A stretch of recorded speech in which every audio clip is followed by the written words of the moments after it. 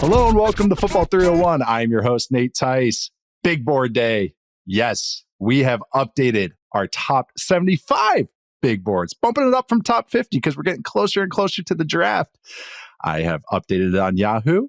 And also, the other person that updated their big board on Yahoo, my guy, Mr. Verts, Charles McDonald, who's joining me today to go over our big boards, to compare them, to have a big board off, which is one of my favorite things that we do. But Charles, Mr. Verts, how you doing today? Great to see you. Man, I'm here. You know, I don't have many strands left. I got to be honest with you. But it's a fun time of year. We were just talking before the show that this has probably been the busiest stretch of work that we've had in a little bit. For me, I guess probably since got back from the combine. This has probably been the busiest work stretch because Charles Robinson and I have been working on all Juice team, which to talk about a little bit today. We've got our top 75 big boards. And the thing is, like, if you're going to do it right, it actually takes quite a bit of time.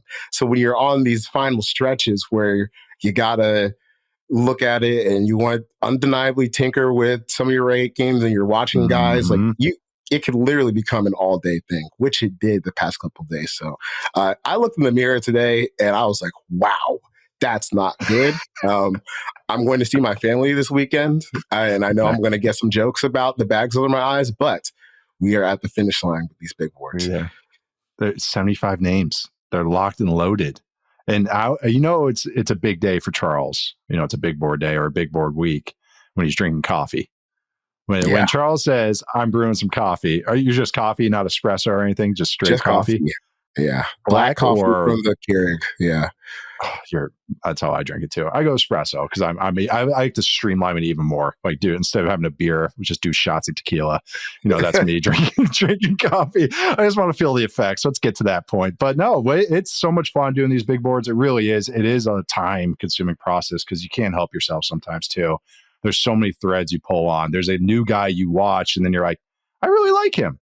Wait, do I like him more than this guy? Hold on, let me check again. So then you go back and watch a guy that you've watched 5 games already, and you're already like, no, I got to make sure and watch one more game just to make sure this big board's all right. But at the end of the day, and it's so funny how this last hour goes. Maybe before I'm like, you know what, screw it, this is it. Just finality with it. You know, just get it out there because I just want to get my hands clean and just go and talk about it. But it's a really fun class. There's much about what is at the top, but I think what is cool about this class is there's a lot of talent between maybe that pick 15 and pick 50. And there's a lot of guys that are just kind of juicy in that area that are going to be good starters, maybe even ascend beyond that. So that's going to be a lot of fun to talk to you with you, Charles, about what you had. And also, Charles, talk to somebody else, and that's Coach Prime, Deion Sanders. Chuck, Mr. Verts did a nice little interview with Coach Prime. That'll be at the end of the show after we have our little big board off. So before we get to that, let's get to the big board off. I mean, let's do it. But first, we're going to start with maybe some differences between our big boards. Looked at the Excel sheet, kind of found some little discrepancies between our rankings. A lot of similar names. I'm going to start out with actually a player that you and I are both high on, but you're a little bit higher. And this was my mid-season number 1 player, and I've just kind of keep slowly dropping them. I don't even feel like when I see the number 13 in writing, I'm like, oh, that might be a little low. But that's Will Johnson, corner from Michigan. Charles, you have him at number 6. I have him at number 13. And really, 13 to 8 is kind of the same tier for me of this group of guys. I couldn't figure it out. So with tiebreakers, I go with position stuff. But this is a good player. Battled some injuries this year. Charles, why did you stay steady on Johnson? How did you end up keeping him at number 6 as really a legitimate blue chip player in this class? Yeah, I did have him at number 2 before. When we did the first one, I ended up knocking him down because I think you brought up a good point with the long speed. It is a little concerning with him, but all in all, man, I just think like when he's at his best, like that is a truly just flat out dominant player on the outside, which is something that every NFL team is looking for. It's one of the most coveted assets that you can find on a football field. I mean, I think we're going to see over the next few years. We just saw Derek Stingley get paid. We've seen Pat Surtain get paid. As more of those guys who are like real blue chip corners, I think we're going to see some of those salaries even out. So just having someone like that on your defense, who at his best I think can be, like one of those eraser types against X receivers. I still just can't let go of that potential for him. So I still got him at 6. I think the speed concerns are fair. So I dropped him a bit. And obviously, I think people are a little concerned about maybe him checking out on last season when things weren't going well. But I just think that the talent here is just immense. Yeah, he's kind of him and then the next guy who I have at 14, which is Tyler Warren. They're kind of the cutoff of my first round grades, like my true, like that's what I have. And Johnson, I had him consistently as a top five player. And talking with you, I'm always just like, you come back and you watch as good. It's as good as anybody. It's like legit upsize a top 5 corner on the outside, an outside corner, which you just said is really hard to find. And usually you have to take those guys in the top 10. I mean, you look at the guys that just got paid. Derek Stingley, number 3 overall, number 4 overall, number 3 overall. Sauce Gardner, number 4 overall. Yeah. All these guys are. Jalen Ramsey was a top 10 pick. All these guys that are top corners at the position usually are going to be high picks. Johnson has that skill set. Surtain, top 10 pick. JC Horn, yeah. Yep. And that's what Johnson looks like. The long speed thing is something that's concerned. It can kind of get overblown a little bit with corners because it's like, all right, yeah, they're going to get tested, but usually the guys that don't have it know how to mitigate it, especially a player like Johnson who's smart. And I brought up the Sean Livingston on defense comparison, and I still mean that as a compliment, is that Johnson just knows how to use his body, his awareness for playing the position, his feel for playing corner is high end. It's like I already see him as a strong zone corner. Like I know he can go in a cover 3, cover 4 scheme and be great at it because he has length, he has ball skills, playmaking skills, and he just knows how to read in those zones and read the quarterback and read the route concepts. It's just the long speed thing just knocked me down just a little bit with him, but I might just be, maybe I just ended up liking guys more, and I might just end up, this is the low end for me. Like 13 is actually surprised. I even surprised myself, kind of put him there, but I almost had him at 8, but it's kind of that similar range, and maybe it just came down to the long speed stuff and the injury stuff. Just want to make sure it's all clear. We're all good to go there, but still a good player. Like this guy is a top 15 pick to me, easy. So you're taking that corner, potential very good starting outside corner. Next one, going with really a guy that I think everyone likes him, but is trying to figure out what he is. And that's Jalen Walker, linebacker/edge from Georgia. You have him at 16. I have him at 9. Kind of that similar tier, but a little differences. Maybe why, or maybe why do you see Walker as maybe a good player, but maybe not a top 10 talent, Charles? I feel like I just struggle what to do with him a little bit. Like I don't really know like where you start him out at. Like maybe you start him out at edge, but I think even there's like a full-time edge role is going to be a little bit of a learning curve for him. But then I started thinking, like, it isn't any spot that he settles in at going to be somewhat of a learning curve? Because I think the role he played in Georgia's defense, it only really exists in so many defenses in the NFL, like where you're kind of just you're a linebacker, but you're primarily like moving forward in all your roles. Obviously, he does play in coverage some, but the best place for him and the most productive he is, and where Georgia needed him the most was when he was getting after the pass or coming downhill versus the run. So I just think there's going to have to be a little bit of a transition for him, that maybe his floor is a little bit lower. Like I still think he's a good player, like I flipped him around between like 9 and 16 the whole past few days, but at the end of the day, like I wouldn't be like offended at him going in a top 10. I just think you need to have a really clear plan for how you're going to deploy him and develop him for the long term. Yeah, he needs to go to a good home. Like an adopted animal. He's easy to like. Like he seems like a pro's pro. He plays so hard. Everyone raves about him, his work ethic, all that stuff. He's that tweener, and depending, it can be derogatory, it can be complimentary. He's good at off ball and he's good as an edge player. Off ball, I think some of his recognition stuff, maybe I've overrated a little bit. And even watching him, it's like, he could be a step slow, recognizing stuff in coverage, especially when he has to carry stuff.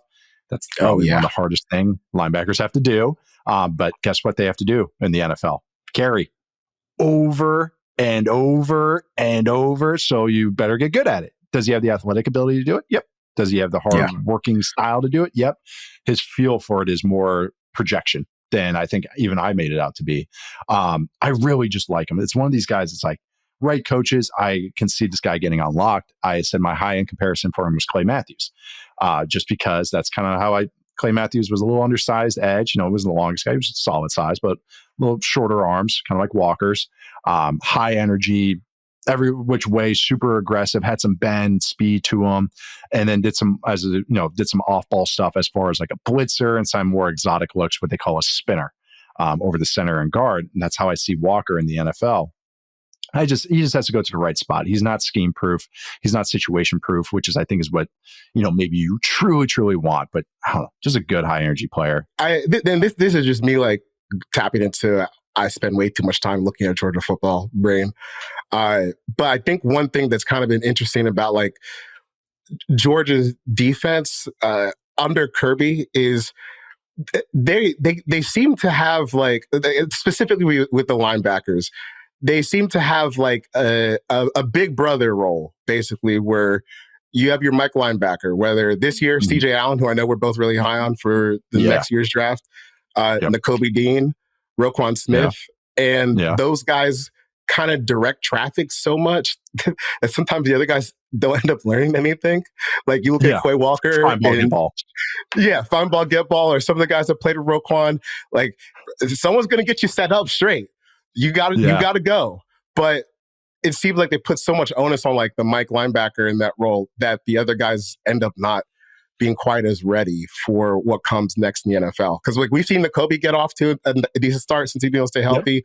Obviously, Roquan, we'll see what happens with CJ Allen next year. But they need the traffic director, and I think that sometimes it works to the detriment for their future development. Because it's getting spoon fed for him. Just point and go. You do this. I got everything else. Yeah, no, it's a great point. The NFL version of that was always, last 2023 with Roquan and Patrick Queen was one version of that, and then the Bucks for years with Levante David was the traffic controller, and then Devin White was just point and shoot, go run ball, find ball, and you see what happens with Devin White. So that's a great point. As maybe a guy they have some worries with too. That's a great point. It's always the classic pairing. It's the one linebacker, but the big brother linebacker going like, go, you do this, just do this. The moment, you're gonna be fine. The moment that sticks out in my head the most is Georgia playing Alabama in the national championship game, and there's like a full drive where Nakobe is like dragging Quay Walker and Tyndall to the spots where they need to be before the play starts. That's good stuff. Go here. Some things never change too, and Walker, I know, has fans in the league. He's getting a lot of smoke with the Patriots right now, which is, I don't know, that's a weird fit for me. I agree. It's just a weird fit. I'd like him going to somewhere else. I feel like they have better options at that pick. But there's a lot of smoke with Walker to the Patriots right now, so it's kind of keep my eye on that. I can see why Vrabel will fall in love with him, though. Like, I'm sure Vrabel's just like, this is my favorite player I've ever watched. But probably sees himself a little bit. Right? And Vrabel, I can definitely tell if he likes a personality, he's willing to wave away a lot. So I think I can see that with Walker a little bit. Next up, Tetero. Tet. He doesn't want to be called Tet. T-Mac. McMillan. Receiver. Arizona. Charles, you have him at 8. I have him at 3. We see him both as a top 10 player. You feel good about it? Yeah, I feel good about it. I'm staying strong on this. I see the detractors. I don't really care. I think this is the number 1 receiver in the NFL. I do too. I don't know. I don't really have too much to add on that. Like, no, we don't have much emphasis. This is more like an emphasis on it. Yeah, he's pretty clean to me, man. It's funny, man, because the one of the funniest things to me is like when you're doing when you're going through back for like the day 2 guys and some of the day 3 guys, like when you're putting together the big board, you end up rewatching a lot of stuff that you've already seen before because the talent in college football is more consolidated than I think it's ever been. So I just kept watching these games where the Arizona quarterback, it's like, dude, what is going on here? I think like in kind of a messed up way, having a quarterback that was struggling like that ended up showcasing a lot what T-Mac can do. So I like catching range. Yeah, got to see the catch range. You got to see like some of the disaster drill stuff. I think I think he's a really clean player, man. I don't really have any concerns with him being a number 1 wide receiver in the league. Yeah. That's why I have him at 3 and I'm standing on it. I really, really, really, really like him. I get the long speed stuff, but it's like, I don't know. I think he's just such a fluid mover, and other guys of that build have run the same kind of 40 times, and those were never brought up as blemishes. T. Higgins, AJ Green, Josh Gordon, like guys like that. He doesn't play a lot like Josh Gordon, but AJ Green, T. Higgins, he plays a lot like, and those guys all ran 4 or 5 40s, so he's got size, ball skills. Yeah. I've talked a lot about McMillan, but really like him. So this is a little more confirmation of this. Get into one, a player I really struggle with actually. And this is James Pierce Jr., edge from Tennessee. You have him at 34. I have him at 42, kind of the same tier. You end up a little bit higher, but we both see him as not a true first rounder. I think graded wise, he might go there, but we have him outside that classification. How do you view Pierce? Maybe why do you maybe struggle to bump him up, and why this is where you ended up with as the 34th pick on top of maybe, as opposed to maybe just buying into his traits and his speed and everything like that? I kind of settled in on like I think his impact at the next level is going to be like peak Yannick Ngakoue when he was. It's like if you got a dude like Calais Campbell was at the time who can kind of wreck shop in the interior, that's like a perfect cleanup guy to have because he's so damn fast. Like he really is fast as hell. Like there's plays where like if he's not, it's weird. Like he's fast without being the most explosive guy. Like when it comes to taking on contact and playing through guys, he's not the best, but especially against college offensive tackles, like if he gets like a little bit of space, like he really can run by guys.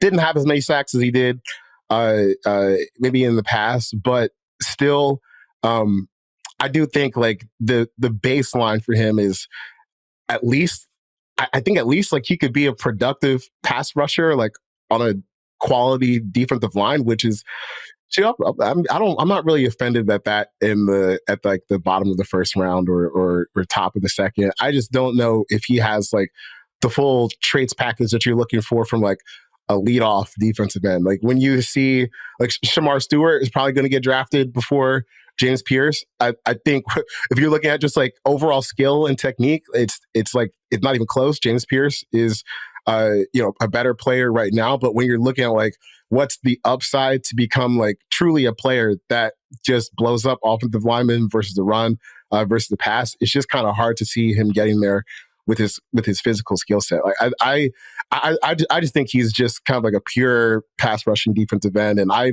wouldn't expect too much from him outside of that. The definition of a speed rusher. For those who don't know, James Pierce was 6'5", 245 at the combine, and then ran a 4.47. And then we talked about this in our D-line show, our extensive D-line edge 2 hour two hour extravaganza.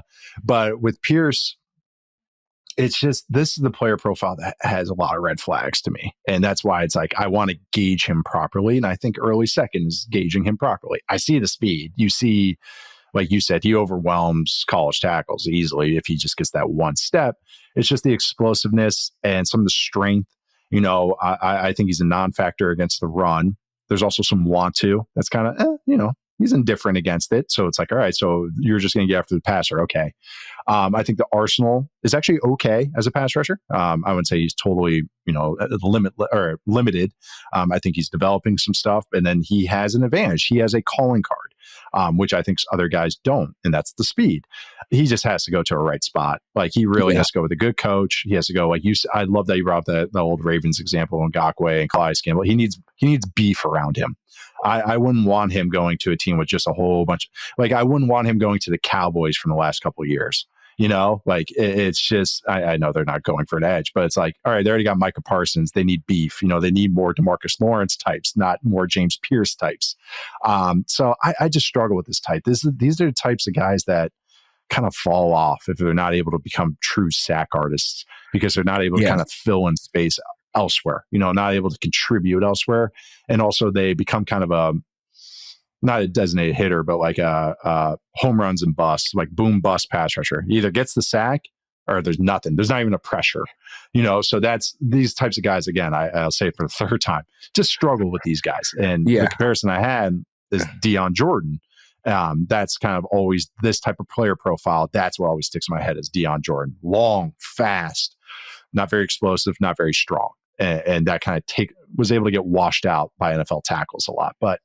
Dude, teams are going to love the speed. Like it's just like I'm not an idiot to that. What NFL teams fall for. So just curious. He's like the sweetener if you already got some guys up front. Like this is he's not the guy you build around, but if he's the last guy you add, you're probably going to be in a pretty good spot. If you just say, hey, year one, hopefully we take you in the second round, somewhere in the 30s or 40s. Year one, all right, you're playing year 15. Like Will McDonald with the Jets, kind of going what he basically his path. McDonald is still indifferent against the run, but but that path of kind of just like, hey, we start you as a rotational guy, as a DPR, designated pass rusher, and we build up to more snaps as you kind of can take it on, and hopefully squat some more. Last one here, a guy that's on your all juice team with Charles Robinson. And another one of these defensive linemen that kind of just struggle with. You see the gifts, you see the talent, just sometimes just not always there. But you kind of warm to him. You told me this before in the green room. But Charles, this is Walter Nolan, defensive tackle from Ole Miss, 26 on your big board, 38th on mine. Again, on your all juice team with Charles Robinson. But Chuck, why'd you warm to Nolan and maybe give him this big bump on your last big board? Oh God, it's he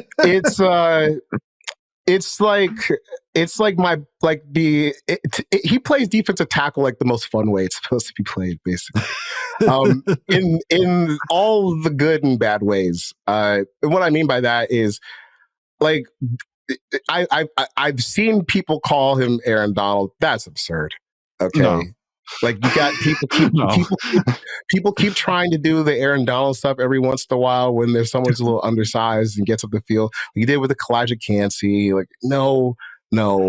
Go back and watch Aaron Donald at Pitt. It's just a totally different animal than Aaron Donald was actually unblockable. Aaron Donald also, like, not only just production-wise in college, he also won the Allen Trophy, the Lombardi, the Bronco Nagurski, the Bill Willis. He was an unanimous All-American.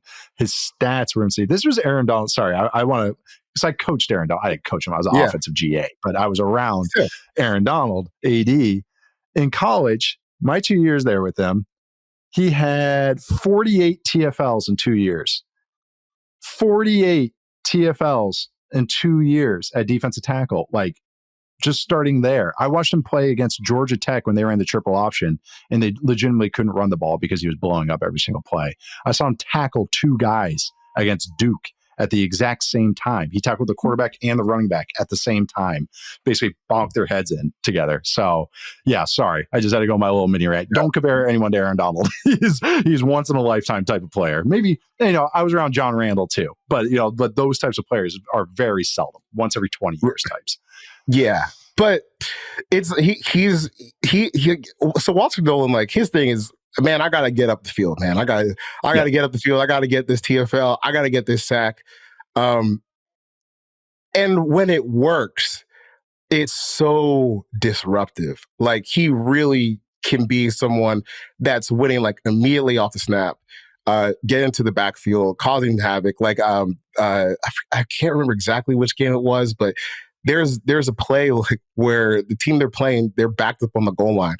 And he gets off the ball so fast that he almost sacks the quarterback in the end zone as soon as the ball touches his hand. And there's plays like that. But the detriment of that is he can be really unsound sometimes as a player.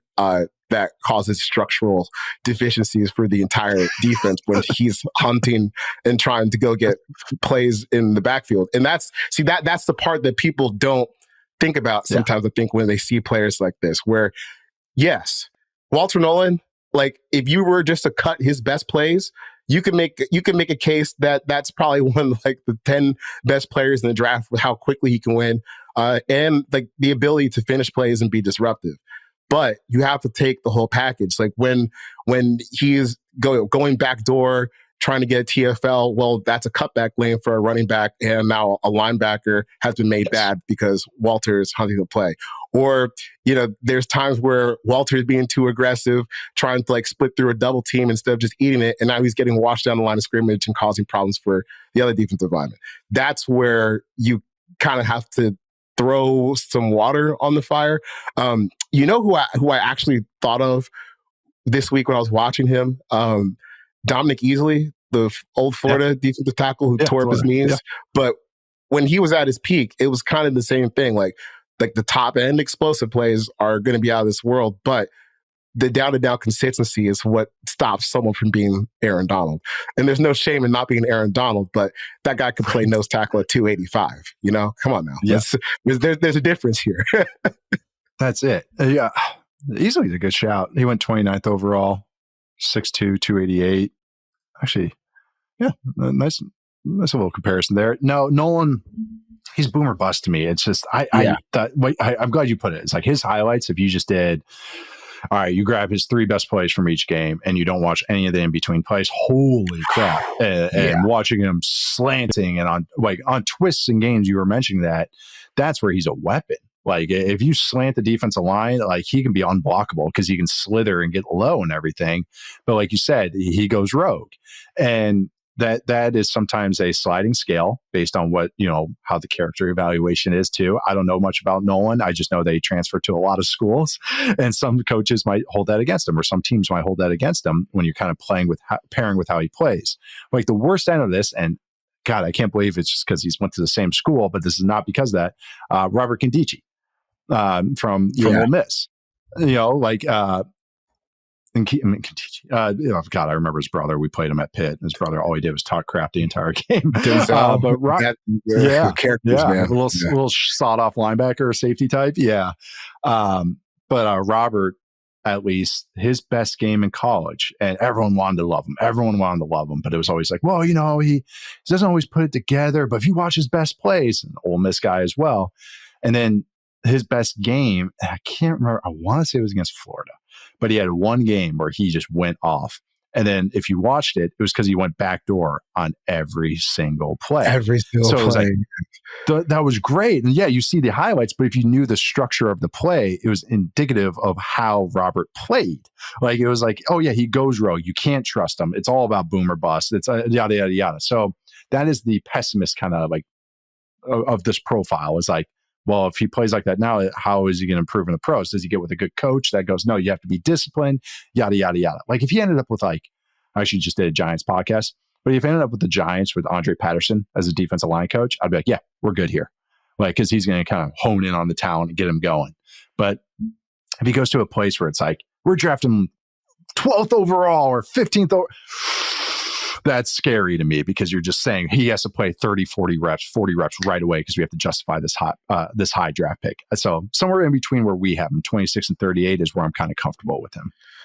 Yeah, I was looking at if he is like a top half of the first round player, I still think that not I don't think it's as dire as James Pierce, but I still think like he needs someone better than him on the defensive line, especially lining up next to him, because if you're going to be a gap shooter, if you're going to be a risk taker like he is, and quite honestly just play a little out of control sometimes, you got to have someone steady next to you. So I just don't really see a clean fit unless the Jets were going to take him at 7, which, I mean, they do need some help at defensive line, but That would be a little Rick. crazy.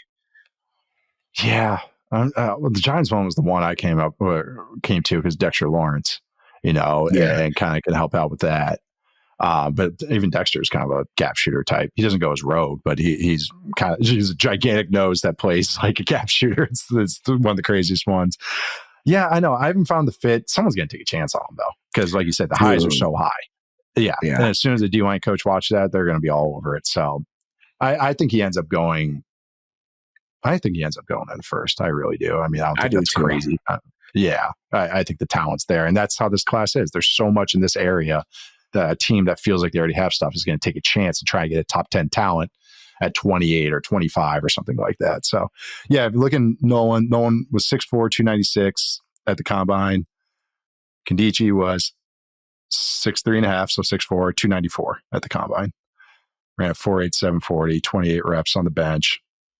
34 inch arms, 33 and 7/8. It's a little longer than Nolan, but similar body types too. So, all Jews teamed up for a reason, because those highs are high with Nolan. It's just I'm curious who's going to chase the dragon. It's going to be curious. Yeah, Charles Robinson. He does a lot of surveying with like general managers and high level front office people. And Walter Nolan, that was one that got a lot of votes for the all Jews team we were working on this week. Right.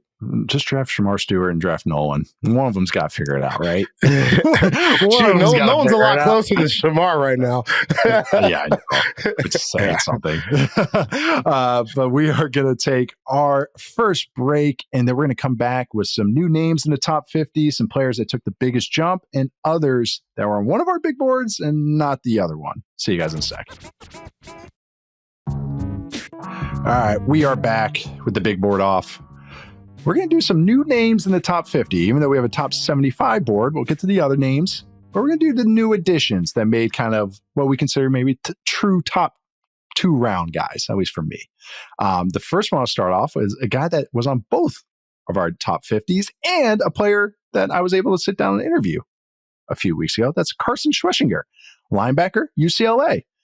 Actually, we talked about him a little bit on our back 7, linebackers and DBs pod, but why'd you end up giving him the bump? And I believe he's it depends on how you consider Jalen Walker, but he's your true, maybe your LB2 of true off-ball linebackers behind Jahad Campbell. So talking about Schweschinger, why you end up liking him.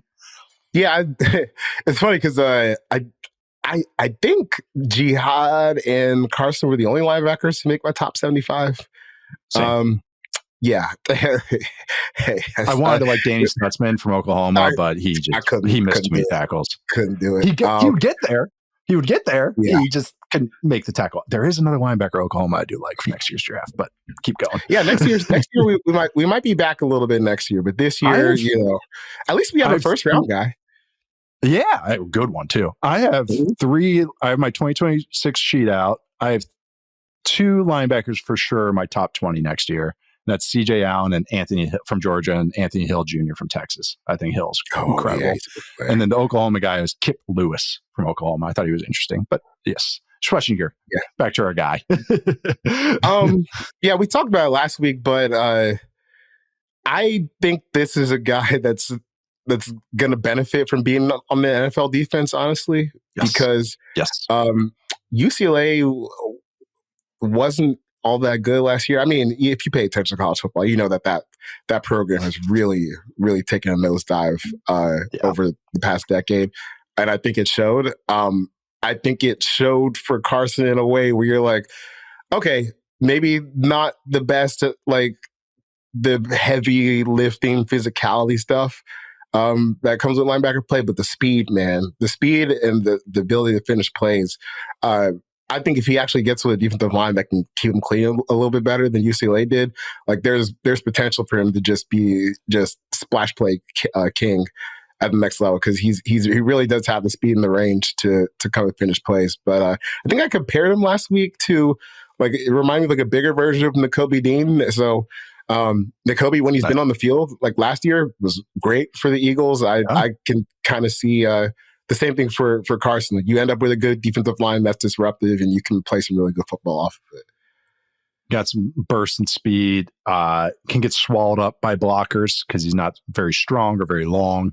So that's a great comparison with Dean, where it's like their recognition and their awareness is excellent. I would even say very good at the very least. That's actually really impressed me with Schlesinger was that, well, first thing that, like you just mentioned, the speed and everything. The thing that impressed me the most is his speed and coverage ability. Like he is already very good. It's not projection or anything. I talked with him about it. He would be the pull runner on cover 2, which is a tough ask on linebackers. Oh, yeah. You see now more NFL teams trying to invert their cover 2 to have safeties being that pull runner, to, you know, just to make it have a more athletic guy. And what a pull runner is in cover 2, picture Brian Urlacher, you know, what he made famous. Yeah, Luke Kuechly. It's when Julio dunked on him. It's cover 2.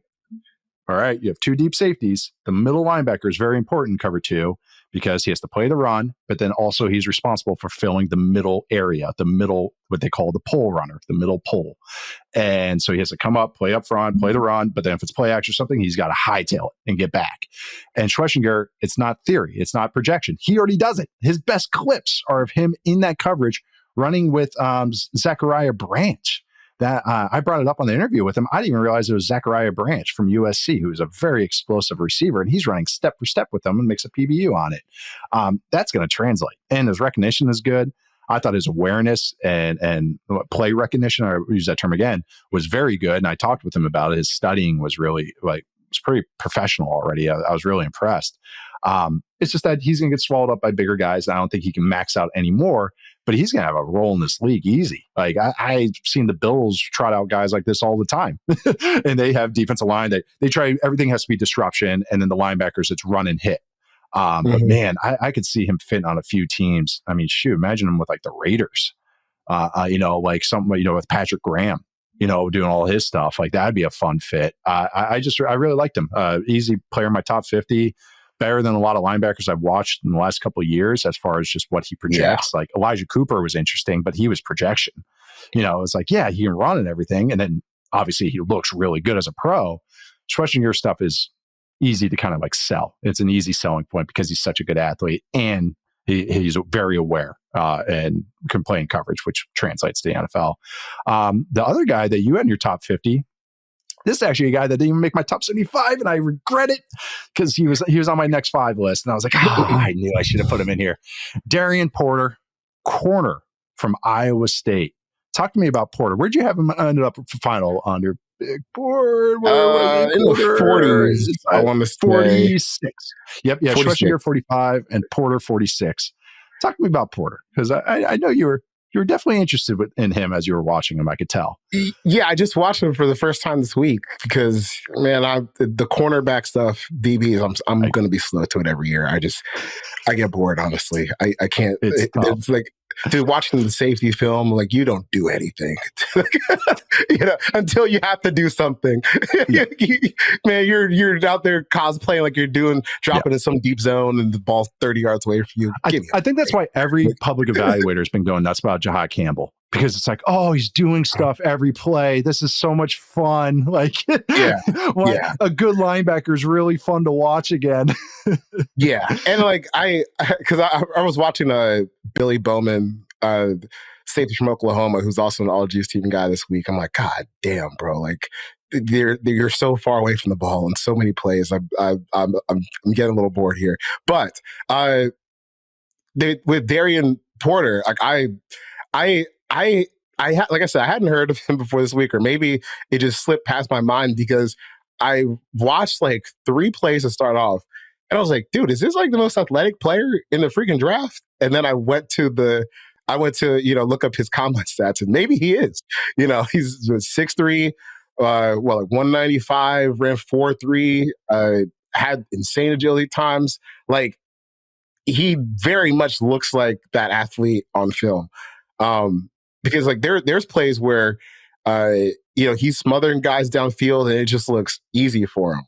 Now, he's not the most polished player all the time. Like sometimes he's one of those guys sometimes where his athleticism can get him out of some bad spots that he puts himself into. So I think the learning curve might be a little bit higher for him in the NFL, but good Lord, like you just can't teach those traits. You can't teach the athleticism, and it comes through in a tangible way on film. No, I totally get it, because you're just looking at the size, and that's so hard. Converted receiver. So he was a receiver the first 3 years at Iowa State, then moved to corner, and then finally was able to play, be a full-time starter this year. So he is a little older as a prospect, but not comparing him to him. But it's, who's an older converted receiver at corner? Richard Sherman. But no, Richard Sherman was also had genius IQ outside there at corner, as opposed to like figuring out this position. But no, I totally get this one. I totally get the selling point of him. The gifts you say too is that maybe he's still developing at the position, so it's more excusable. Like, hey, some of the stuff that he hasn't figured out. So, I mean, there's not many corners that are 6'3", 197, 33.5-inch arms. It's basically off of the left tackle arms. Yeah. And then ran a 4.3 40, 151 vert, or 10, 36-inch vert, 10-11 broad, 404 short shuttle. So he's not a big stiff either. 4 flat short shuttle. Oh yeah, he's a freak. No, he's a freak. Someone's going to take a chance on him, even though he's older. It's like these guys don't go past 50. So I think I'd bet more on your prediction of this one than mine. I couldn't get over the hump with him, and maybe it was just I got a little gun shy with it. But no, I totally get why you included him. If you can't tell, I'm regretting not having him in mind. But I mean, having my next 5. That's my next 5 little list that I always put up there. A guy that I did have in my top 50 that really came around on the receiver class is interesting. He's in my top 50, but I have him considered part of this next tier of receivers, my late second, early third round grades. That's Kyle Williams, receiver from Washington State, transfer from UNLV. Talked with him a little bit with Matt Harmon, but explosive. And that's the name of the game in the NFL. Can you create explosive plays? And I think Kyle Williams can do that in spades. Really just a playmaker with the ball in his hands, really good on underneath routes and screens. I thought he was a really good ball tracker as well. Sometimes play strength, get maybe stuff knocked away and everything because of his build. And sometimes the route running where you can kind of get knocked off by stronger guys, but he's competitive. I mean, I watched the Boise State game. They're getting blown out by 20, and there he is trying to break tackles and running. He's cheering on his teammates. And I know that's just, it can sound like corny, but I don't know. You watch receivers, especially in college, see a lot of guys that are kind of throttling down in the second half. So twitchy, competitive, a little older. I think he's a 5th-year guy. But I think he's just much more than like a package play guy, which was maybe what I was assuming when I watched him. He's got more polish to him, but I really think he's a strong secondary option, can develop into a number 2, maybe a floor of a number 3, but a number 2 that has some of the polished stuff, but it's one of those, he give him touches, he can add a big play, but he's not just a gadget guy. So I think this is your kind of ideal kind of Z that you want to go for, or a Z that, okay, I can take him late day 2 or middle of day 2, and maybe get a little bit more of him because he adds so much juice to the offense. So doesn't have the greatest size. He just snuck into my top 50. I think I have him at 49 or 50. Let me double check. I have him at 48 actually.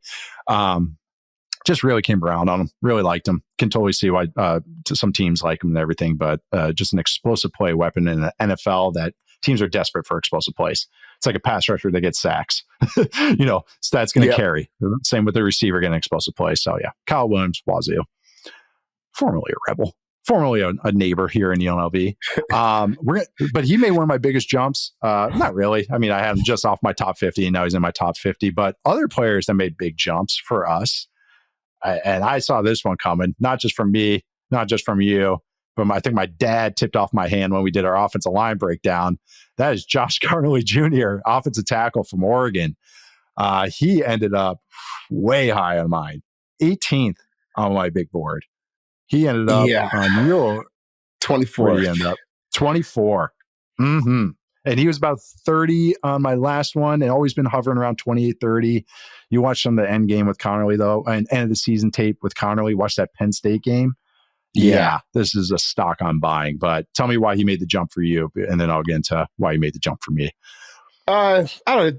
Just checks a lot of boxes. I think the more I went back and watched, especially this week, I just don't really see a way that he's like a flatly bad offensive lineman in the NFL. Like there's just too many tools. He's already got some pro readiness to his game. Still got some strength to develop, I think, as you get him, into the NFL and getting a little older and growing stronger. So there's still upside untapped there. I just think the more I was just thinking about, I was like, why do I have someone who checks as many boxes in my 30s? Like, now you should probably. That's what I did. I was like, why am I doing this? Like, why am I doing this? Character's good. Okay. Man, okay, what? Why am I low on him? His tape against good players is good. Like, that's exactly what I came to. When I did the offensive line show with my dad, he kind of, I thought I was going to be the high guy on Connerly. Like, I was like really excited to like drop this big board, really plant my flag on him. He's my offensive lineman 3 after Mbao and Campbell. Still, God, that one went to the end, who I prefer to those two. But Connerly bumped up, and then I had my dad on the show, and he goes, "Oh yeah, that's my offensive lineman 1. Period. Done. End of story." He loves him, which was like, okay, cool. That gave me even more like ammo and kind of confidence with it. But yeah, he moves like a blindside protector. He has length. He has more to improve upon. But he also, again, there's stuff that we always say like, oh, that's theory. Because there's some stuff where you're trying to project it and go like, yeah, he can become this. You're kind of narrative scouting. With Connerly, it's really encouraging is that you see it already. Second half, I keep coming back to this from the UCLA game onwards, which I think was like game 4 for them at the end of September onwards. He just rapidly developed. And then kind of like the epitome was the end of the season. The Penn State game just excelled against Abdul Carter and other Penn State pass rushers too. Just, moves like a blindside protector, has length, has technique that's rapidly improved. And I think can go more because that speaks to how hard of a worker he is too. So I don't know. This guy, I think is just a really good player. Others are bumping him up as well, but I think he was an easy guy to bump up for the final big board. And no teams like him. I think his floor is in the mid-20s. I think he might end up going higher than that because after we did that pod, 2 teams reached out to me and told me to shut up. I swear. So I got 2 teams, a college director and a director of player personnel reached out and go, "Hey, enough with the Connerly talk. Don't post that clip anymore," because they're trying to massage it in the 20s. So he has some fans in the league. Well, I mean, I think even now that Teron Armstead is retired from Miami, like that's such a clean landing spot for him. It's the easiest. It would make so much sense. Right. You know? And especially athletically and what they want to do. Yeah. That's a great fit for him. Yeah. We did Mbao for a minute, but we had him going to the 49ers as well, which is another one too. But yeah, Shanahan's, that's the thing what's cool with Connerly is that he's athletic enough to play in a Shanahan scheme, but he projects in any type of scheme. My dad is definitely not a Shanahan scheme guy. So the fact that he was like so high, no. So the fact that he was like all about it too is encouraging. So yeah, Josh Connerly Jr., make sure to check him out in the top 20 once that draft happens. Already talked about Walter Nolan, who made a big jump for you. The last one, and I think you and I joked about this before the show, is another offensive lineman, a guy that started high for me and kind of just kept trickling down the board. And then finally I stopped it and I was like, wait, hold on. Let me rewatch you and assess you. This is Kelvin Banks Jr., offensive lineman, tackle/guard. I consider him more of a guard, but give him a shot at tackle. He has length. He has athleticism from Texas.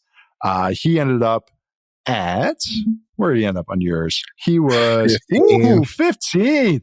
Yeah, I was being so biased, honestly. I was just being so biased. 22nd on mine, so okay.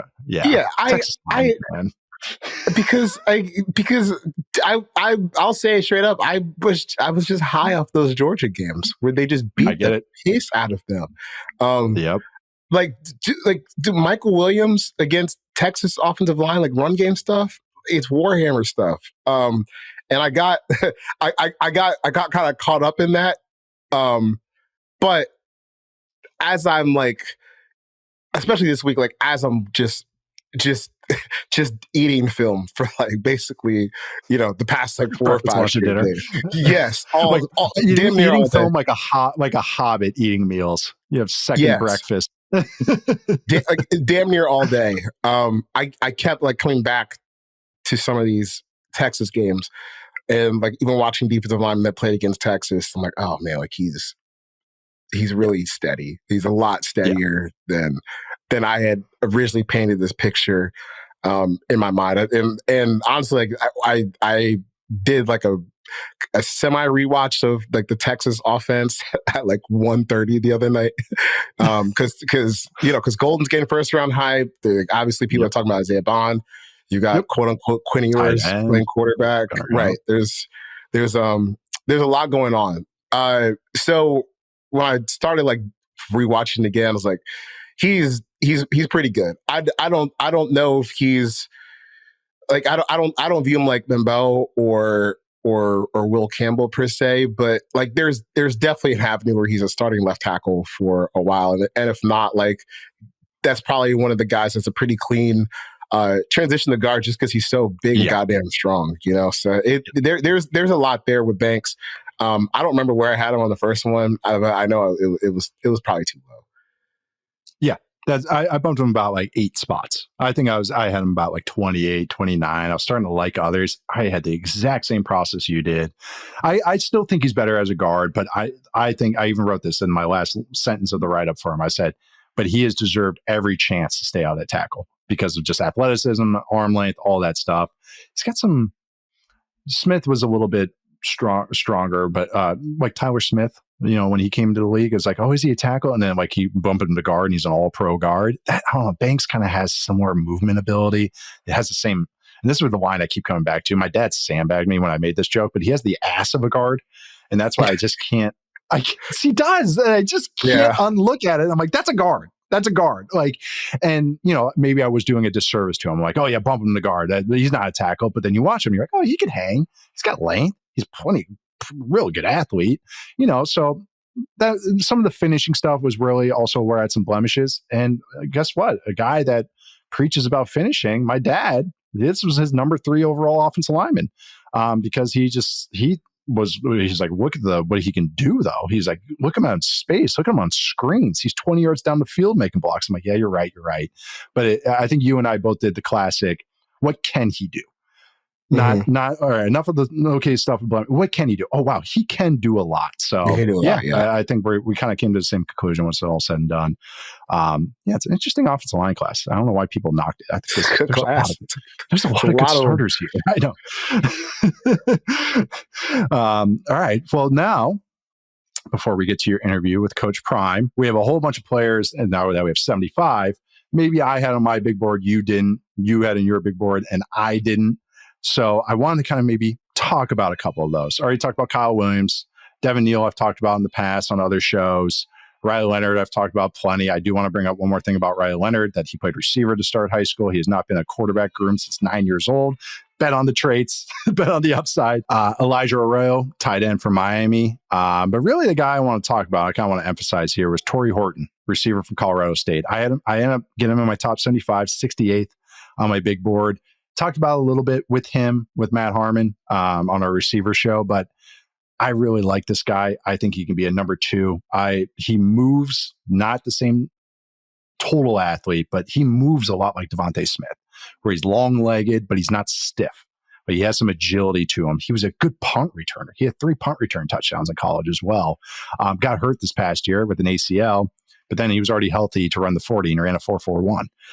Knows how to use his length. He's got, strength, what I would say is his biggest blemish. But actually, I think it's okay because he's competitive. He's a pretty good route runner. He's got good ball skills. Like, he's really good towards the sidelines and the back of the end zone.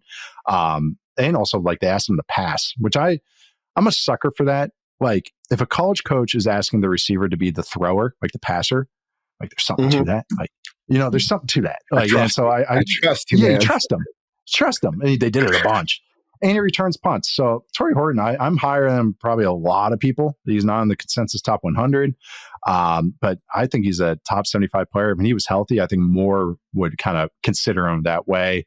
Ozzy Trapilo, tackle from Boston College, really liked him as well. I think he's an interesting day 2 candidate at tackle. Reminds me a little bit of, who is the tackle that Rosengarten from from Washington that the Ravens drafted. Yep. Big, athletic, got some technique stuff and strength stuff to work on, but I don't know. You don't see 6'8" guys with good eyes move this well. Like, all right, let's get him squatting a little more and we can figure this out. So that was another guy I wanted to highlight. And then I did include Jared Wilson, the center from Georgia.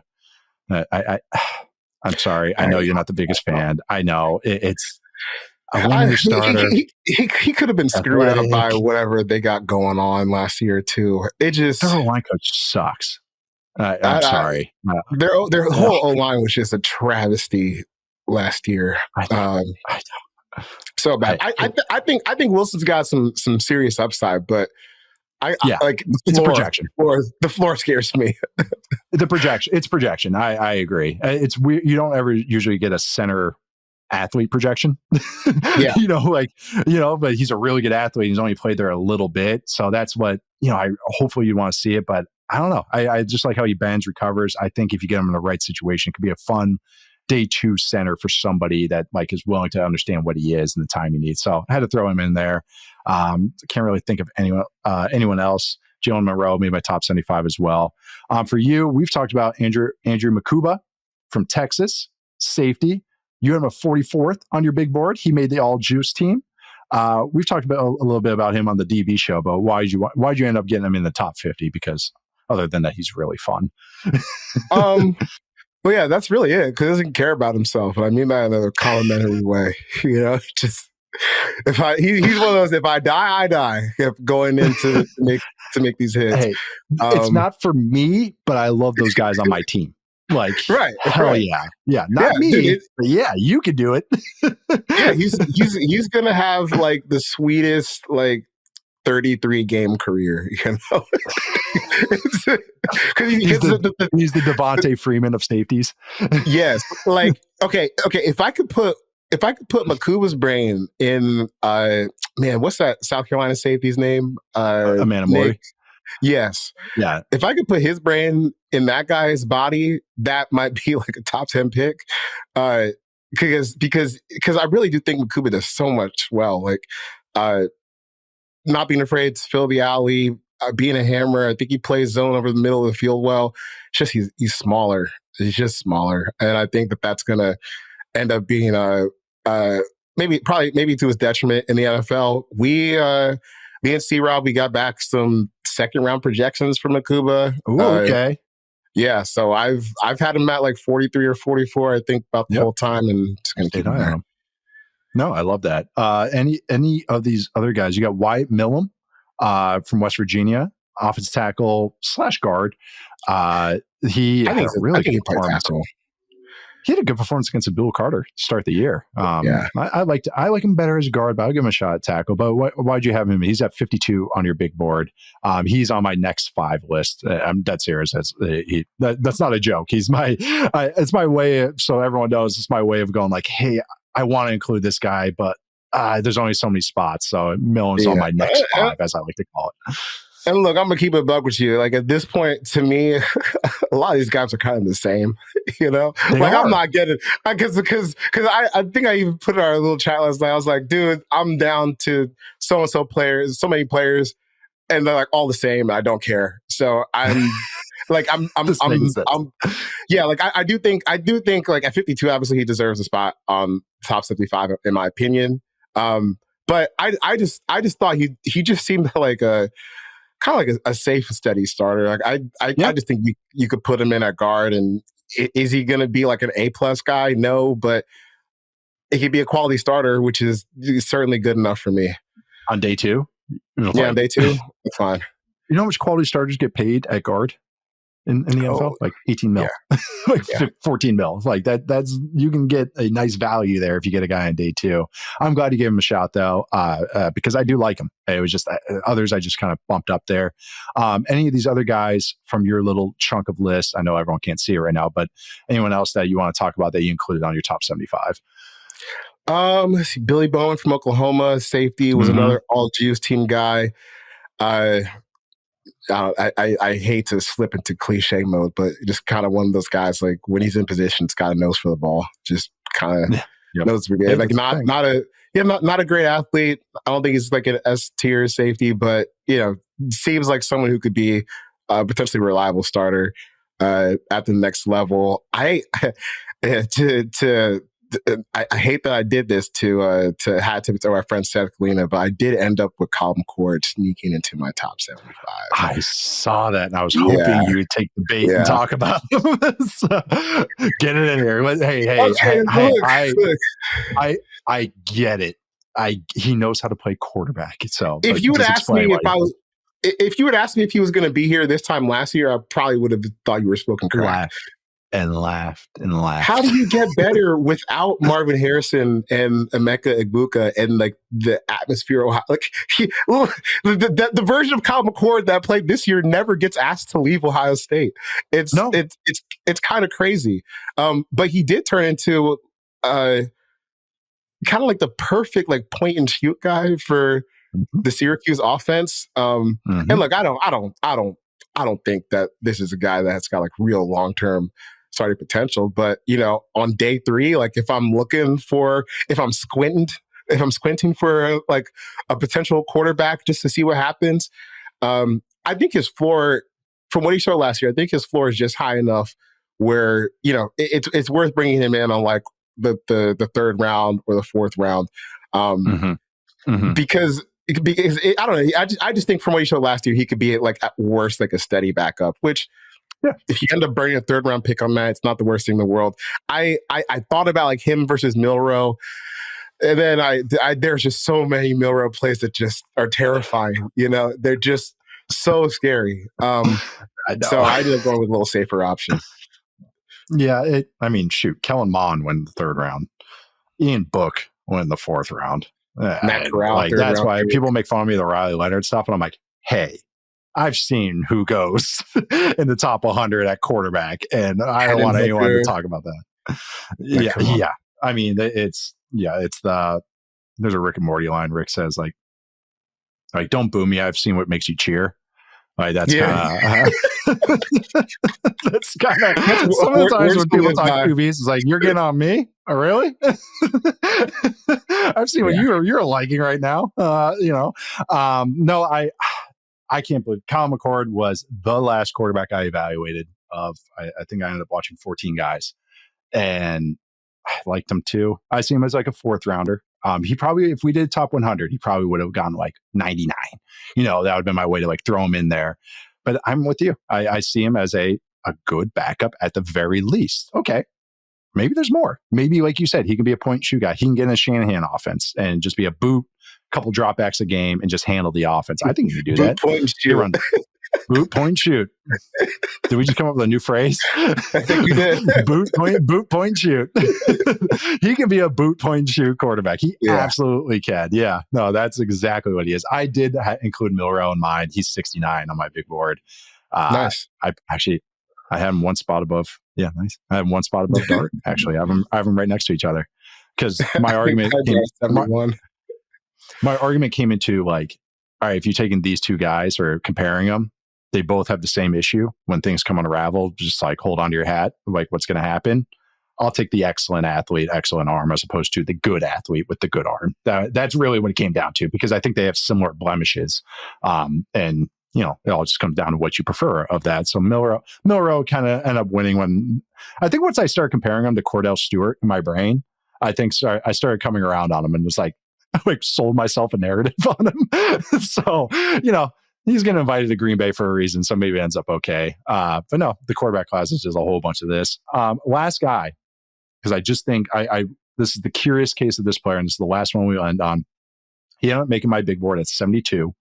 And I'm sure he's just outside of yours. It's Nick Scouton from Texas A&M, who before the season was the Texas A&M edge that was getting the first round hype. More than Stewart, more than anybody else there, more than the guys that transferred away, like Nolan.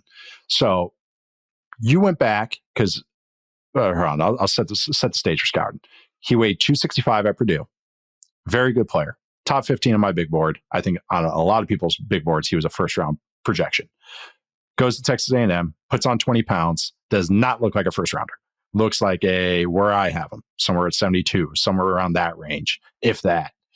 What did you think when you watched him and evaluated him, and you went back and watched him that 2023 Purdue film, and what were the comparisons and differences of that? Oh my God. Like I think like people like if you've watched Nick Skouerton this year, like you have to go back and watch some Purdue stuff. You absolutely have to, because you kept saying that to me, and then in the lead up, I was like you know what, I might as well just get to it and just watch something. I had the game film of Michigan Purdue from 2023 left over from last year's stuff. Holy crap, dude! Like, okay. So first off, like the Purdue stuff, the Michigan game for 2023, like you could convince me that like prime Melvin Ingram slipped into a Purdue uniform for that game, because it's They're just built exactly the same. Exactly the same. Like it's like the 6'1", 6'2", 260-pound guy that's got some real burst and power. And like, dude, he's hammering. Yeah, like he's hammering guards on the line of scrimmage for pulls. Dude, he's got spin moves. He's got speed. Like he's chasing down JJ McCarthy in the open field. We know JJ's a pretty good athlete when he's healthy. He's getting like tackle for losses in the backfield where he's slipping behind offensive tackles and chasing down Blake Corum from behind. And that is just not the player that I watched at Texas A&M this year.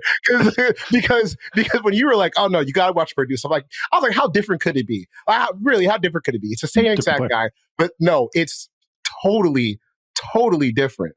Almost to the point where I'm looking at this Texas A&M staff. I'm like, you asked that guy to gain 20 pounds to play like some bastardized like 4-eye, edge player role. Like what are you guys thinking? Because you had a first round edge rusher, and honestly, some of the games for Purdue, like that's stuff that I would feel fine taking the top 10. When you look at all the entire skill set. In a way, like I almost feel bad for him, because whatever decisions were made for him in his role at Texas A&M have ended up costing him a lot of money, because he didn't look that way. He didn't look that same the same player at Texas A&M. And honestly, I think going back and watching the Purdue stuff gives some context on where he is now. Because, dude, if you gain that much weight that fast, there's going to be some bad weight. You're not going to be as explosive as you were. I mean, honestly, because I remember I was saying the first time I watched him, one of the first things I said to you guys, I was like, dude, this guy's built like a jelly roll 3 technique. Why is he standing up on the edge? And it turns out because he was just asked to gain so much weight for this role that didn't fit him. So that's where the projection gets interesting, because I don't know, like you never know if someone can get back to what they were in the past, but still a young man. Shoot, I don't know how many times doesn't turn 21 till August. Okay, yeah, I can't tell you how many times I was able to change my body in the blink of an eye when I was 20. It wasn't no thing. Wasn't no thing. So like there's definitely a world where he can get back to that 260 range where he's a lot more explosive and actually has like some serious pass rush potential off the edge. I just can't believe that they turned him into what he is now, because that's not what he used to be at Purdue. It's insane. They massacred my boy. In 2022, as a freshman, 2 sacks. Okay. 2023, 10 sacks, 3 PBUs, 50 tackles total. Then he goes to A&M, 5 sacks, 37 total tackles. And he looked like a plugger like this year, like a defensive end, rugged, tries hard, not a good athlete. It's all about effort and strength with him and being thick. And then I just throughout this whole year, I was just like, I swear this guy was legit. I swear. He even changed his name. He used to have a different last name before this year. Scorton. I always say Scorton. Nick Scorton. But he... maybe I was wrong. It's so hard. I know, it's so hard. Scour, isn't it? That's Scour. It's Scorton. I know. I always have to double check it. But there's just something to him, because I think that Purdue film, I mean, he was pulling out that, you mentioned the spin move. The spin move was devastating. Like it was, you don't see that in college where a guy's efficiently using a spin move, and that usually speaks to explosiveness and some burst that you have. Do I think he's a freak athlete? No, I think he's more of a solid athlete. But at 265, 268, and being a strong 265, getting some sacks in there, going against the pass, or getting after the passer, and also can hold up against the run. I actually do think that was the one thing he did well still in A&M was he held up. He was able to set the edge. But I do think, there you go. Shout out there. But no, I'm betting on the Purdue side more than the A&M side because he's so young. He's still 20 and doesn't turn 21 until the end of August. That's interesting. Cut some weight somewhere in that 260, 270 range, somewhere in there. I think that way you can get some balance with him, but there is still something to him. That's why I even ended up. I still think Scorton has something to him and could be being a great find if he plays more like his earlier, thinner version. Doesn't have overwhelming tools, but he's physical and he makes blockers earn it every play. And if you get a little bit more burst in that, that's a fun player. So I did want to talk about him because it's like he fell and it's not from a character reason or anything. It was just like bad fit, and that's going to happen a lot, I think, with NIL. There's going to be more and more of these kind of stories where a guy transfers. It's like, oh, really? Come play some SEC football, and stay in the Big Ten. Go to the Badgers. I'm sure Badgers can't afford A&M money. 15th yeah, look, revenue. I get it. But maybe we're looking at the net assets of where he was last year. Wasn't a great decision. I know. But no, everyone, make sure to check out these big boards. They will be up on Yahoo by the time you listen to this. 75 names plus 5 more because we can't help ourselves. All the positions, all the good stuff. That's it for the big board stuff. But we're going to take a break and come back with Charles's interview with head coach of Colorado, Coach Prime, Deion Sanders. See you guys in a sec. We are joined by Coach Prime, Colorado Buffaloes, Deion Sanders, football fame. Coach, how are you doing today, man? Thank you for joining us on the show. Thank you for having me. Where are you located? I live in Brooklyn. I've been here for about 5 years. Used to cover the Giants and the Jets, and just haven't left yet, honestly. So it's a good spot for me so far. I don't know if I'm a New York. I think I'm a country boy, man. It's hard. Like New York and LA, those two places are really tough for me. I mean, my family's really from deep south. Like half my family's from Mississippi. My family lives in Charlotte, North Carolina. So I'm a Southern boy at heart, but I kind of fell in love with the big city. But we want to have you here to ask some questions leading up to the draft. Obviously, this is a big moment for you, and I just want to first off ask you, what is it like for you being on this side of the draft process with your son, Shedeur Sanders, and obviously Travis Hunter, who's going to go high in the draft? What is it like for you kind of observing them go through something that you've already done before? Well, let's not negate the fact that I have 2 sons going into Shilo. 2 sons, right. I'm excited. I'm happy for them. I'm anticipating where they're going to go because this is the first time in their lives that they don't have the capacity to call the shot. You choose your junior high, you choose your high school, you choose your college, and now you're chosen. It's a lot of speculation going on, and we're excited about the prospects of where they're going to be. And the dream is they could be together, but that may not happen. What are some of the things that you've helped prepare them for as they go through this process? The negativity, the ignorance, the adolescence, the foolishness that goes on with people naysaying you. It's like they build you up to tear you down. But we've been dealing with that our whole lives, and they've seen that. They've seen all these things, and it gives them a tremendous roadmap and a navigational system on how to handle it. And they're doing a great job, and I'm proud of them. So when you start to go through this process, obviously you have spoken about there are certain landing spots where you might not want Travis or Shedeur or Shilo to end up. What makes up a less desirable versus a more desirable landing spot in your eyes? The front office are consistently bad when they make not intelligent moves, when they find themselves in this place of picking early every year, and you have an opportunity to provoke change and you don't, when opportunities laying right there before you. It's sort of like a lot of fans are fans, and they just only blow them when they're hot. But I understand and I know behind the curtains what lies there.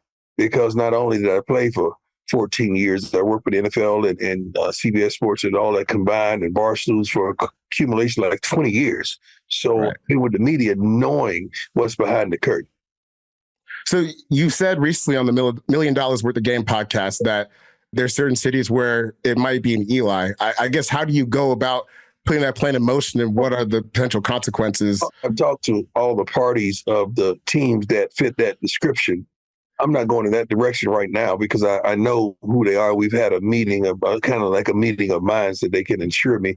Some of those teams probably won't pick my sons anyway. You don't have to get ruffled up over something that ain't gonna happen no way. Direct. Like, we know you're going there. Now, I would probably do something behind the curtains, but I don't need to. Okay, I got you. I want to switch to Travis Hunter real quick because he has been adamant about his desire to play both ways in the NFL. As someone who has done that, back in 1996, I saw you have 470 yards for the Cowboys while also playing on defense. How feasible do you think that is in the NFL? I guess what are kind of the challenges of it from your perspective? Well, very much feasible when you have a young man of that status. I mean, he can do it. He's proved that he can do it. The thing about the college game, it's much faster than the pro game. The pro game is much slower than the collegiate game because college, you have tempo. Nobody's huddled. Right. Everything is done at the line now. So hats off to Travis. They allow him to do it, which they should. He's going to be phenomenal. So you think he could just go full ways, start on both sides, wide receiver and cornerback? Why not?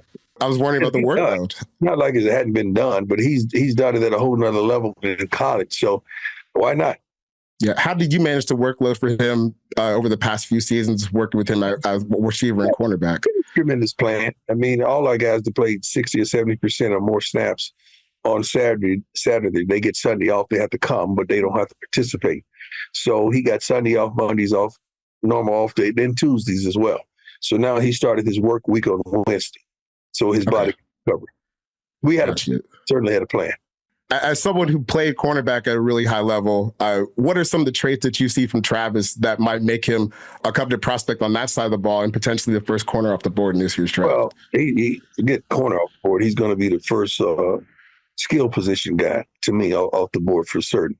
He has that intangible of he's a dog, he's a go-getter, he's a playmaker. 50-50 balls are his. He's well-conditioned, he's smart, tough, and he loves the game of football. With all those attributes, you can't help but attract success, and that's what he's done. So when you start to put together, I guess, this program at Colorado, right? Because there were a lot of people at the start who were saying, I don't know if this is real. I don't know if this is going to be something that's serious. How did you end up building a program that has legitimacy to the point where people want to take your sons, they want to take Travis, and people want to come to your program? This is not the first program we built. This is probably the first program that they've taken notice to because it's not all ethnicity African-American program. Let me just say it like that. Right. We've done it at the youth level. We've done it at the high school level. We've done it at the HBCU level. And now we're doing it at the Power 5 level. So we know what we're doing. So just because someone would naysay you and doubt you because they don't take it serious, we don't give a darn. We're not doing what we do for the claps of men and women. We do what we're doing because we've been called to do it. What was the transition like for you when you first got to college football as a head coach? Because there have been a lot of players who have tried to coach and it hasn't turned out well. Obviously, you've had some success here. Yeah. What were some things you think you did that worked out in your favor? This is what we do, man. I played football for a long time. I kind of know what I'm doing. Like, right. They don't put a gold jacket on your back and you don't know what you're doing. You got to know what you're doing. You were able to sign or hire Pat Shurmur, offensive coordinator, who was the head coach up here for the Giants, Browns, Vikings, a lot of NFL experience. How did the switch from Sean Lewis over to Pat Shurmur help you guys perform last year? And how did it help potentially Shedeur get ready for the questions he's going to be asked throughout the draft process? Well, Shedeur has been groomed by pros. He has a plethora of phone numbers in his phone of former pro athletes. Pat has been tremendous. He's been with us since I've been here in Colorado, but he just took over mid-season our first year here as the OC. And you're talking about a guy that has matriculated from the NFL that's here now is able to talk to Shedeur like the conversation would be at the next level. Play calling like the plays would be at the next level, allowing him the capacity to change the play and get us in the play that we need based on the certain defense that we see. So Pat has done a wonderful job grooming him for the next level, and Pat is next level himself. Where do you see Shedeur getting drafted, or what do you think would be an ideal landing spot for him? Someone who understands who he is, his skill set, what he brings to the table, how he can affect the culture, what he is really, really good at, where he may have limitations. Someone that can see and someone that's willing to listen, because he is all of the things I just mentioned.